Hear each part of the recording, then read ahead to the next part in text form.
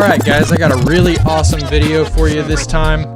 Earlier today, I took Tommy out to Cincinnati Ring Sport and we did his first club training session. So let's get into it.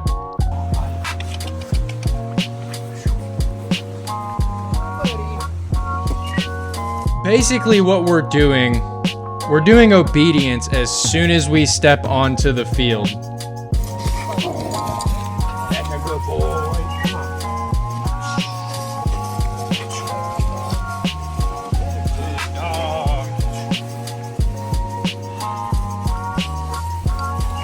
I want to make sure that Tommy's not coming out of the truck and thinking that he's going to come out and start biting immediately. That's going to create some really bad habits for the long term. So we start out, we lure. His obedience is luring at this point. So I lure him onto the field and we start doing some obedience work right away before we get into the bite. Before we get into any of the bite stuff. All right, let's keep rolling this. And then at some point, we're gonna break out into some bite work. So I'm getting him closer, pulling him back. And this is me here in the boots luring him as well, since the faces are blocked out if you can't tell.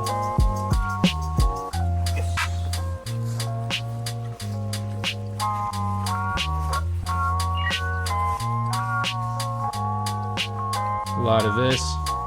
Kind of working on introducing him to that bottle curtain at this point. He's never seen one of these.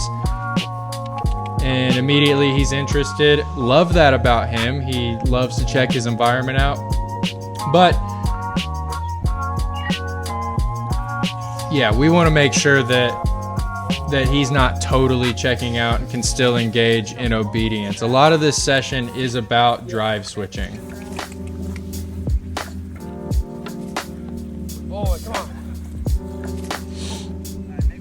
Ran out of food a little bit there.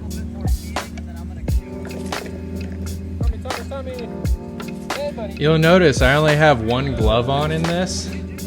Funny story, in the first session today that we did, I found out that I can't train him with gloves on because he will just bite the glove and try to tear it off my hands. It's too big of a distraction at this phase. So it was super cold, but I just had to make do with it. Lots more luring, a little bit of sit.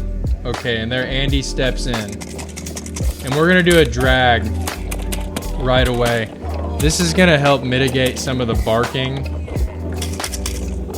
coming in. If I keep him in one spot and just basically post him out, he's just gonna sit there and bark like crazy. And as you might have seen in one of my last videos with Tommy, the vocalness, if that's a word, during his bite work is a little bit of an issue. So boom, I circle him and I'm sending him right back to Andy. We do that circle for him mainly because another issue with Tommy is that he does kind of like to, take stuff and possess it and run off with it. So this is just encouraging him that, hey, the game's over here. You don't need to run away. We were really happy with his grip today as well. Out. Okay, now we're working the out. Nice and exciting. Tommy! Hey! Out. I'm gonna pause right there. So, this is probably the biggest thing that I learned in this session. The way I'm going about trying to out him with food right here is not really effective, and you'll see that right here. And he's right back on it.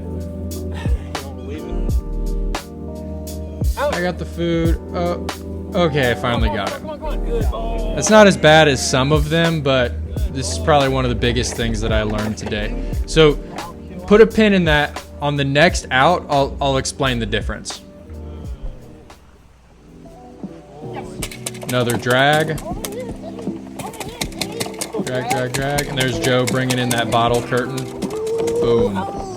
Look at that strike. I'm so proud of my puppy. So proud of Tommy. He don't give a shit about that bottle curtain.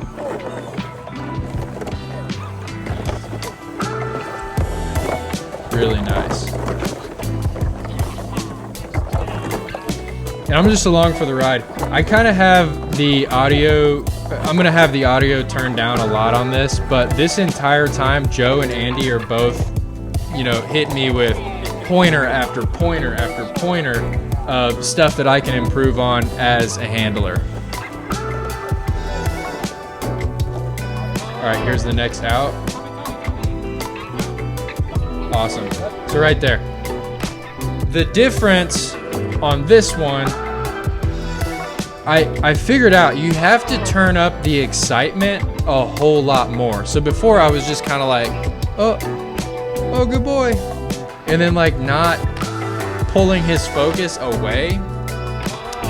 I think what this is, like he has a lot of food drive, but he has a lot of prey drive. So if I stick the food in his face and I really make it come alive and I myself move back a lot, I can kind of kick in some of that prey drive with the food drive, and I can actually effectively lure him away from the sleeve in that way. So the first session that we did that I don't have for you, this is the second session of the day.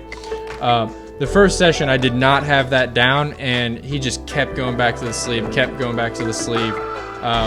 and you know, this is just what I kind of figured out after some reps here. So let's keep going. Nice work. Joe's gonna come in and pick the sleeve up for us.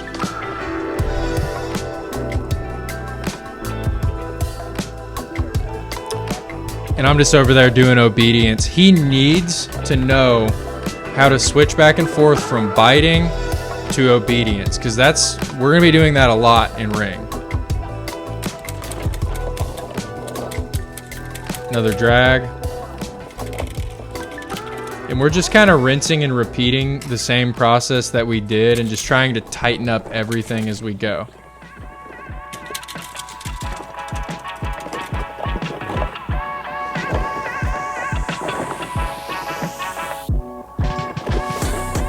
Yeah. And he smushes it.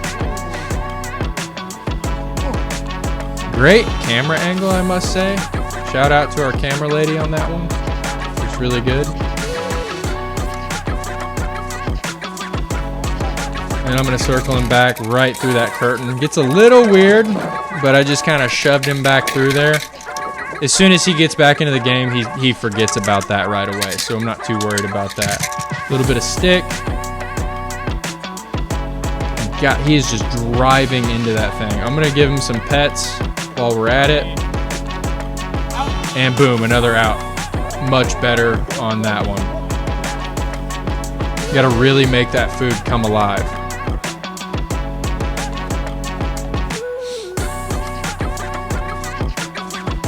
Give it a little sit, and boom, we're back into it. Now, every single time that we do that, I don't know if it's gonna come through on the audio, but Andy is actually cueing when the bite work starts again. So he's over there going, yes!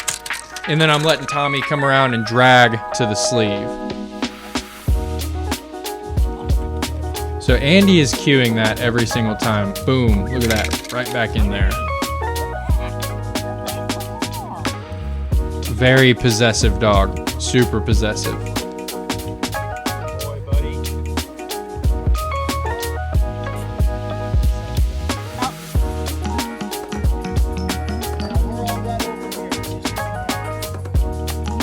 More obedience, more obedience.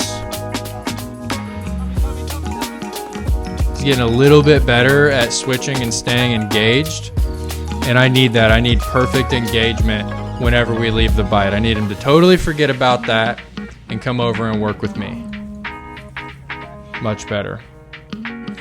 Andy's removing all the equipment from the situation.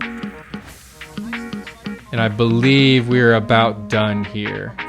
So we're ending on obedience at this point, and I'm actually gonna lure him all the way back to the truck. That's my black truck right there. I'm gonna lure him all the way back to the truck just like that.